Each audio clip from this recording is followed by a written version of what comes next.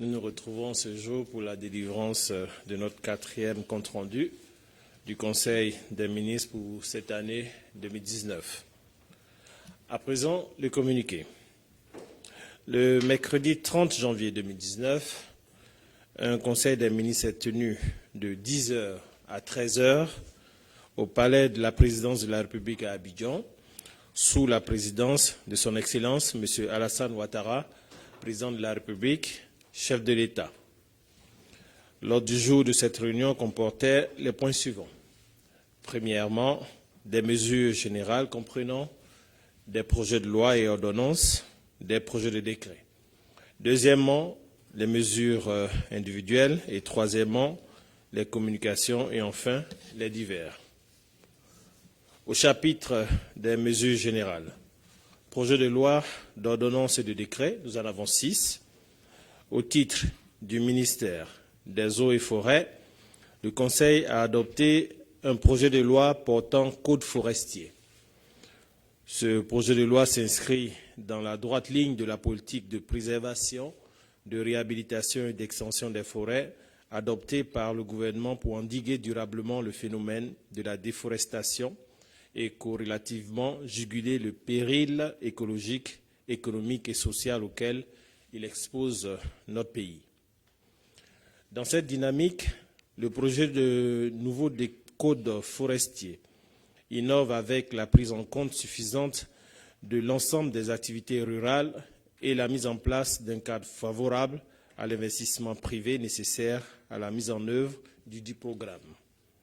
Il introduit à cet effet des notions nouvelles telles que l'agroforesterie, l'ordre public et écologique, la concession forestière, l'observation indépendante et consacre une approche participative, multi-acteurs et transparente fondée sur les fonctions d'intérêt général des écosystèmes forestiers.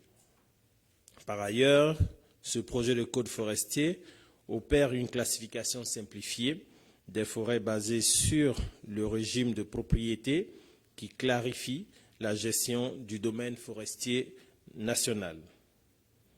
Au titre du ministère des Transports, en liaison avec les ministères concernés, le Conseil a adopté une ordonnance et son projet de loi de ratification, ainsi qu'un décret.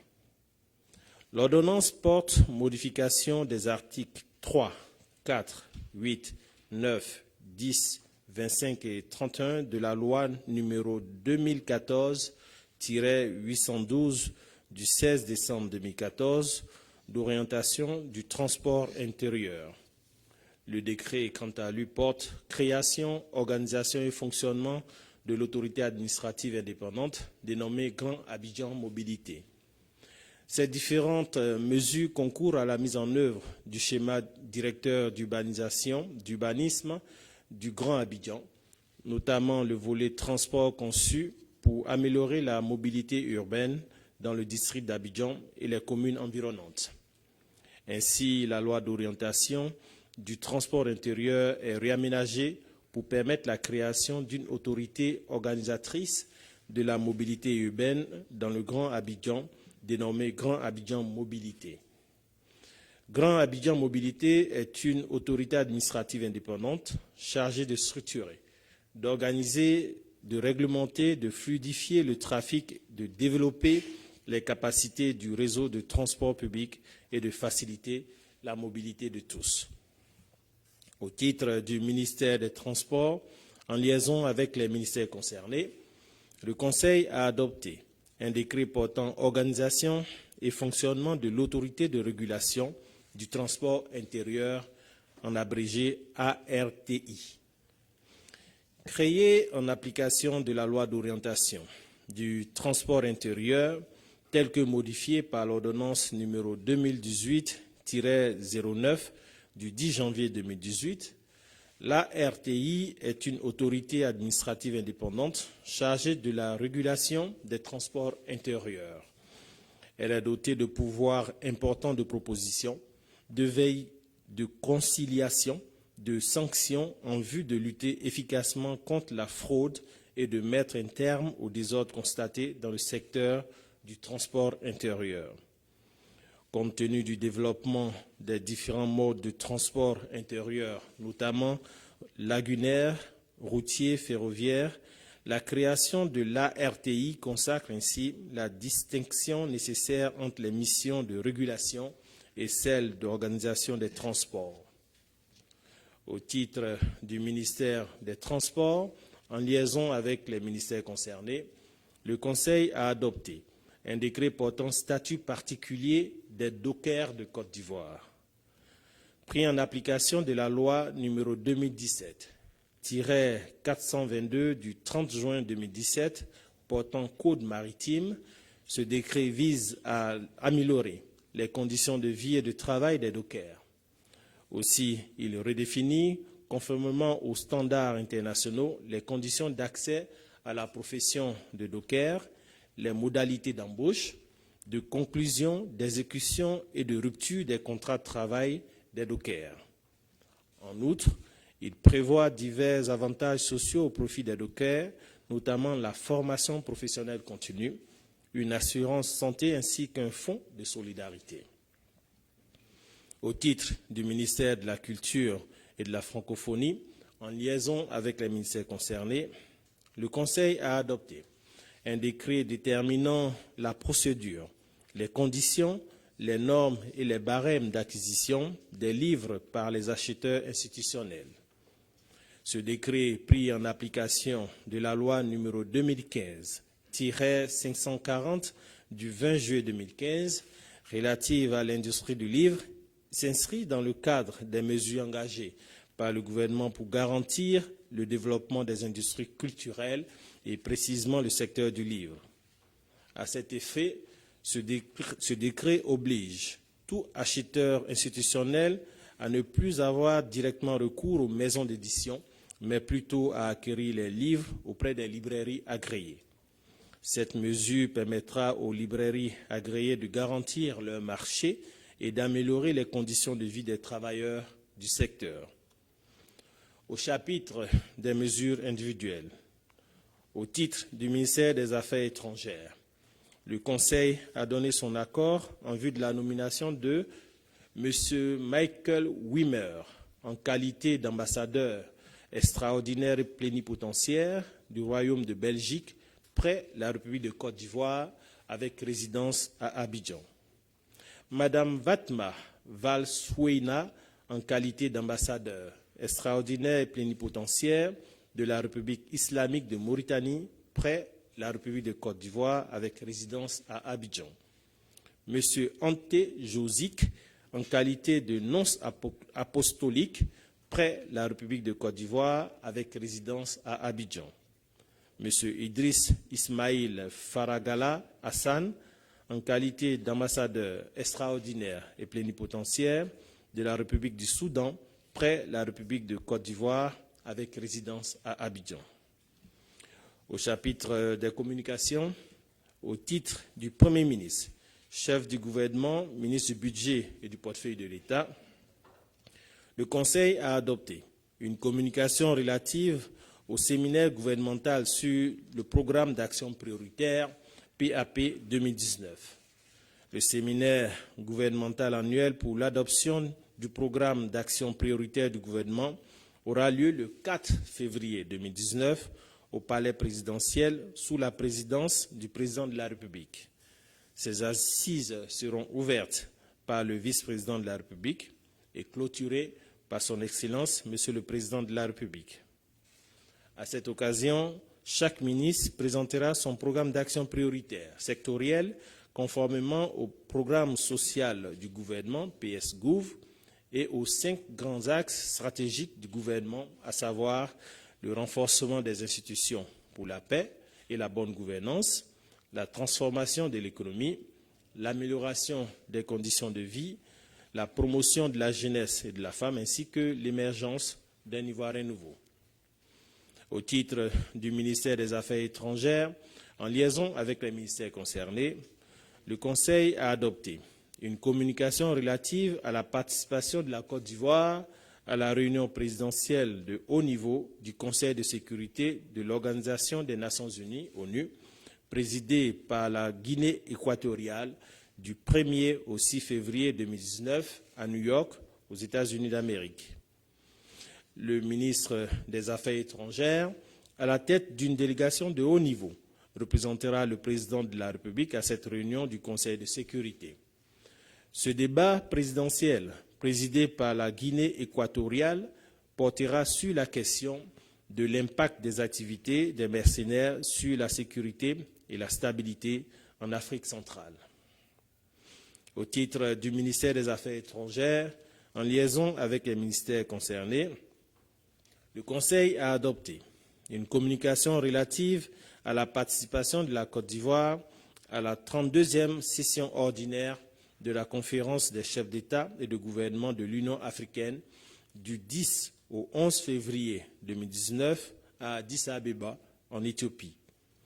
Le président de la République, désigné par ses pairs, champion du suivi de la mise en œuvre de l'agenda 2063, prendra part à cette importante rencontre de l'Union africaine sur le thème « Réfugiés, rapatriés et personnes déplacées vers des solutions durables aux déplacements forcés en Afrique ».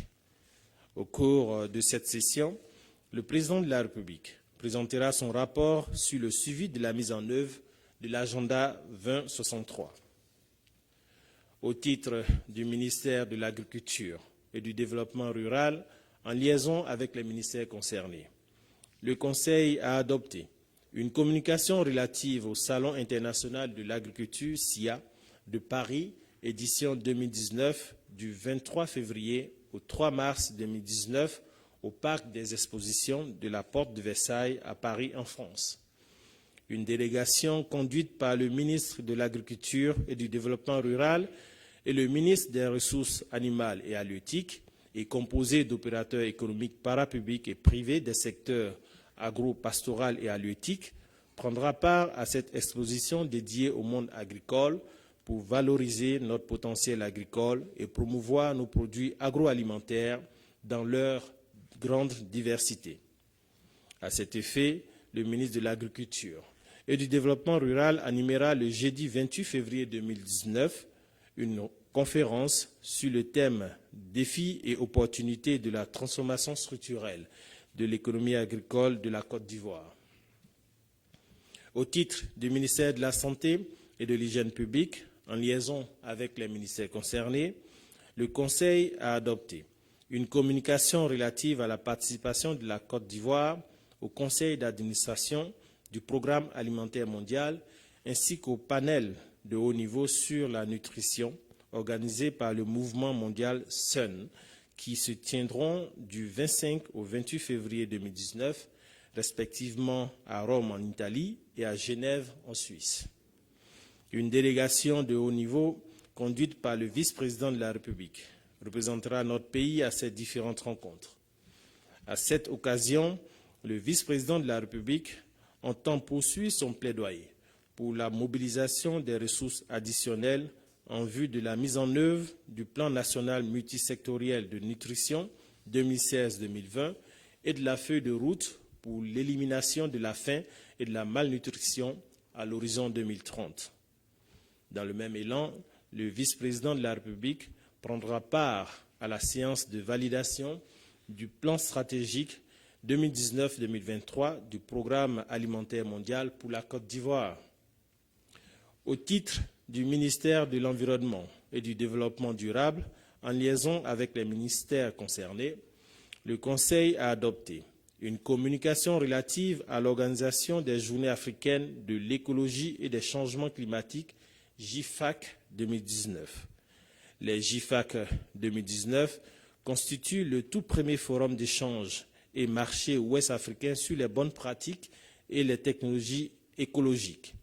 Elle vise plus spécifiquement à insuffler une nouvelle dynamique dans la lutte contre les changements climatiques et à vulgariser les meilleures pratiques écologiques auprès des collectivités et des populations. À cette occasion, des experts, des bailleurs de fonds et des spécialistes du climat viendront entretenir les élus locaux, la société civile et les opérateurs économiques sur la problématique de l'accès au financement climatique. Ces journées de rencontres et d'échanges se tiendront du 18 au 22 mars 2019 à Abidjan sur le thème « Comment réussir les transitions énergétiques et écologiques dans les pays d'Afrique ». Le budget de l'organisation de cette deuxième édition des GIFAC sera pris en charge par le réseau des experts ouest-africains pour l'écologie et les changements climatiques et ses partenaires. Mesdames et messieurs, enfin les divers, mais étant donné que nous n'avons pas de divers au terme de ce communiqué, j'attends, chers amis journalistes, des questions évidemment relatives au compte-rendu du Conseil et ensuite des questions relatives aux divers, l'actualité. Donc, une question par journaliste, s'il vous plaît.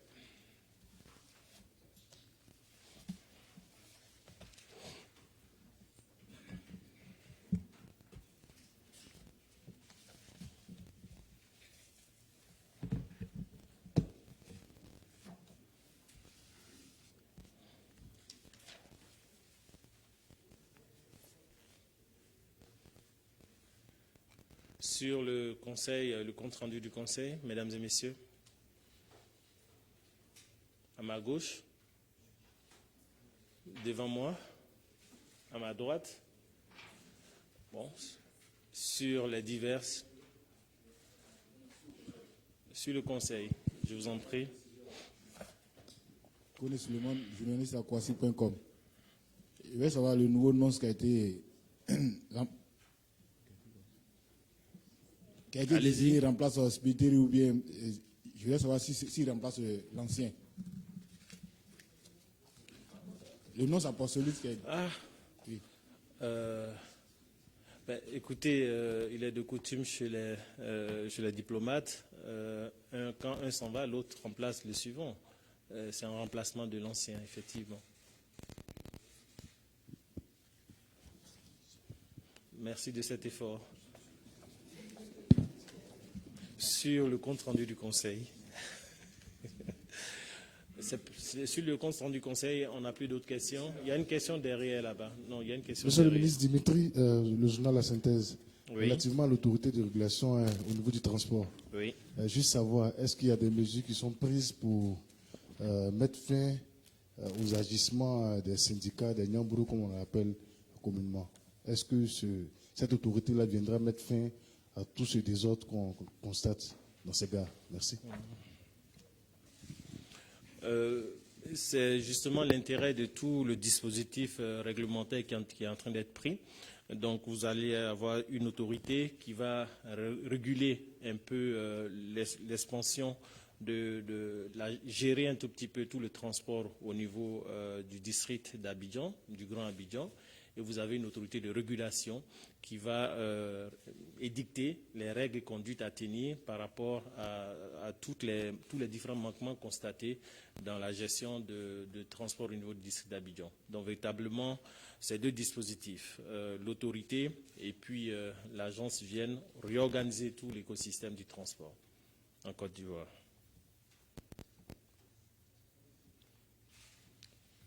D'autres questions sur l'actualité? Bonjour Monsieur le ministre, Touré Hussein, quotidien le Patriote. Ma question est relative au procès hier de l'ancien ministre député de Fresco, Alain Lobognon, qui était condamné à 12 mois de prison. Au thème de ce verdict, il a déclaré qu'il s'agissait purement et simplement d'un procès politique, que le juge répondait aux ordres du parti au pouvoir. Cela a été renchéri par un de ses conseils, le professeur Maman Lamine, qui a dit également que c'est un procès politique, que ce procès, parce que Alain Lobognon avait simplement exprimé contre une éventuelle troisième mandat du chef de l'État et que son tweet n'avait rien d'anticonstitutionnel. Alors que répondez-vous à cela? Et la Côte d'Ivoire a accepté la CAN 2023. Non, une question par journaliste, s'il vous plaît. Merci beaucoup, monsieur le ministre. D'autres collègues pourront reprendre la question si vous souhaitez. Merci beaucoup. Sur ce point précisément, nous ne commentons pas les décisions de justice. Nous ne faisons que prendre acte du verdict qui a été énoncé. Il faut juste se rappeler que sur le sujet, le garde des Sceaux s'est longuement prononcé et l'immunité parlementaire et les actes de flagrant délit sont véritablement à dissocier. Et c'est ce qui a été constaté ici en la matière. Et véritablement, je ne pourrais pas aller dans le sens de ce que vous affirmez. Donc nous ne faisons que prendre acte de la décision de justice sans nous prononcer là-dessus.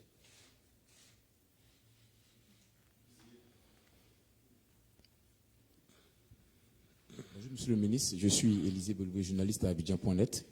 Monsieur le ministre, on constate depuis samedi jusqu'hier des propos, je dirais, assez virulents des différents camps, et alors que nous savons que nous sommes à quelques mois de l'élection présidentielle et nous sentons que la tension commence à monter.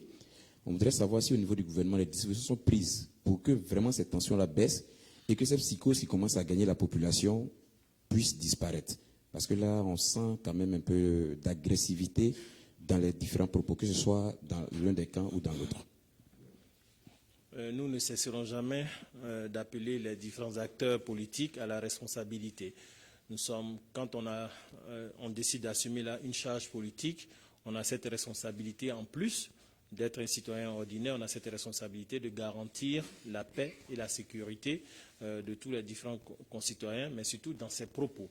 Et donc, vous me donnez l'occasion de lancer un appel à tous les différents camps, à la modération et à l'intérêt général des populations dont il faut tenir compte. Merci beaucoup. Merci, Monsieur le ministre. Je suis Jules Genda. Je voulais aborder une préoccupation à la cité Alabra. Suite les inondations de 2018, précisément le 18 juin 2018, lors de la visite du Premier ministre sur les lieux, il avait donné des instructions pour que des travaux soient rapidement effectués pour qu'il y ait un assainissement dans ce secteur. Il y a 3 semaines, je suis retourné. Jusque-là, je n'ai pas constaté que ces travaux-là ont été effectués. Je voulais savoir le suivi que fait le gouvernement, les recommandations qu'il fait à ces différentes structures qui ont en charge d'exécuter les décisions. La cité Alabra, c'est vers vous, s'il vous plaît. Elle arrivera. Rivera 3. Rivera, juste hors cas d'éco démoli là. Oui, mais vous conviendrez avec moi tout de même qu'il y a eu quelques efforts en termes de régularisation et de nettoyage des différentes voies de circulation d'eau. Il y a des travaux qui sont en cours et pour tout ce qui est des saisines des différentes entités et autorités pour pouvoir faire avancer ces différents chantiers, tout est en cours. Donc nous ne ferons pas l'erreur de laisser les personnes interpellées sur les différents sites à problème, au risque peut-être de voir pour le prochain cycle des pluies nous créer d'autres incidents. Mais en tout état de cause, je pense que d'ici là, ce qui a été instruit se met en place et s'exécute au fur et à mesure. Il faut rester juste patient. Merci beaucoup.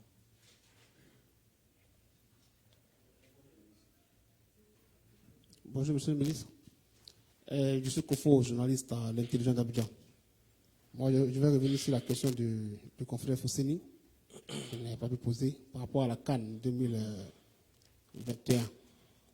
La Côte d'Ivoire a accepté finalement de prendre l'organisation de la CAN 2023 au lieu de la CAN 2021.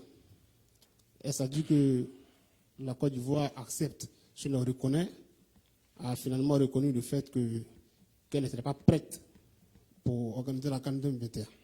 Est-ce pour cela qu'on a accepté de finalement opter pour la CAN 2023? Merci beaucoup. Vous conviendrez avec moi que le pays frère qu'est le Cameroun a déjà fait un investissement de près de 80% dans les travaux de préparation pour la CAN 2019 qui devait se tenir. Et donc, quand le problème a été posé, dans un esprit de solidarité africaine, il a été recommandé un glissement de l'agenda. Et ce qui nous amène, en tout cas la Côte d'Ivoire, à prendre l'option de la CAN suivante par solidarité, par esprit de solidarité africaine bien compris. Et c'est heureux d'ailleurs pour les deux peuples qui sont fort heureusement frères dans tous les sens du terme. Et j'aimerais juste relever que nous continuons, pour ce qui concerne la Côte d'Ivoire, nous continuons à mener les travaux pour que nous soyons prêts à nos premières dates énoncées. Donc nous continuons à travailler dans ce sens. Merci beaucoup. Bonjour, Monsieur le ministre. Je suis Benoît Kadio du site justinfo.net et du journal Le Mensuel, le mensuel L'École. Et cela fait 2 semaines que les enseignants sont en grève. Et dans votre compte rendu, vous n'avez pas fait cas. Est-ce que le gouvernement en a parlé aujourd'hui et quelles sont les dispositions qui sont prises? Parce que tout à l'heure, j'ai eu l'un des responsables syndicaux qui a dit que tant qu'ils ne seront pas reçus sur la table de discussion, ils reprendront la CRE. Alors, est-ce que le gouvernement est en train de prendre des dispositions pour les recevoir ou qu'en est-il? Je n'ai pas abordé ce point dans mon compte rendu parce que ce n'était pas inscrit à l'ordre du jour du Conseil. Mais vous comprenez très bien que le gouvernement est très attentif sur ces sujets qui touchent l'éducation de nos différents enfants. Et dans les différents ministères, d'ailleurs, il a été recommandé la mise en place d'un cadre interne de concertation entre les différents syndicats. Et ces différents cadres-là fonctionnent. Et en l'occurrence, dans ce département ministériel, les consultations sont en cours avec la ministre. Si jamais il y avait un quelconque problème, le gouvernement, dans sa globalité, s'en saisirait. C'est parce que les consultations et les discussions avancent que ce point n'a pas été abordé en Conseil. Merci beaucoup. Bonjour, Pierre Pinto, RFI. Lundi, le président de la République a annoncé de manière un peu lapidaire que Guillaume Soro aurait démissionné avant la fin du mois de février, que c'était entendu et réglé, je le cite. Est-ce qu'il a été plus explicite devant les ministres aujourd'hui? Et est-ce qu'on peut avoir plus de détails peut-être sur la façon dont tout ça peut se passer? L'intervention du président de la République, en réalité, ce qu'il faut relever, c'est consécutive à déjà une première sortie médiatique du président de l'Assemblée nationale. Et c'est lui-même qui a fait l'annonce de sa démission sur un site bien connu que je ne citerai pas. Et d'ailleurs, cette annonce est toujours visible sur le site de cet organe. Donc le président de la République n'a fait que reprendre les propos de Guillaume Soro. Il n'y a rien de plus en fait.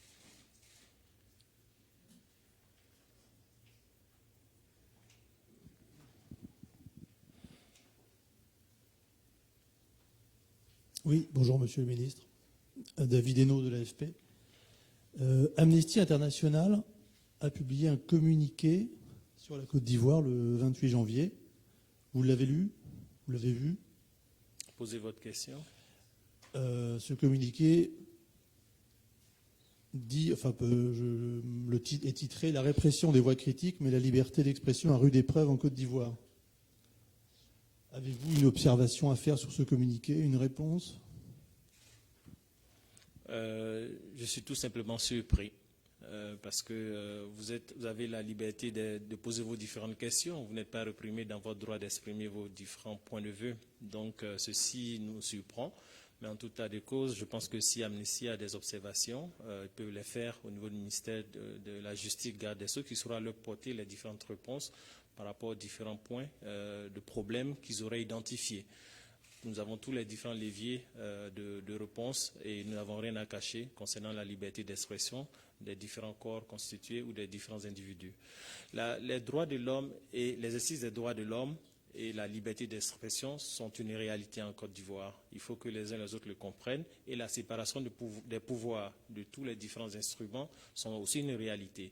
Et le chef de l'État veille à ce que cela soit dans l'exercice quotidien de la fonction gouvernementale, mais dans l'exercice quotidien des différentes activités, des différents pouvoirs au niveau national. Merci beaucoup. D'autres questions sur l'actualité? Mesdames et messieurs, merci beaucoup et bon appétit.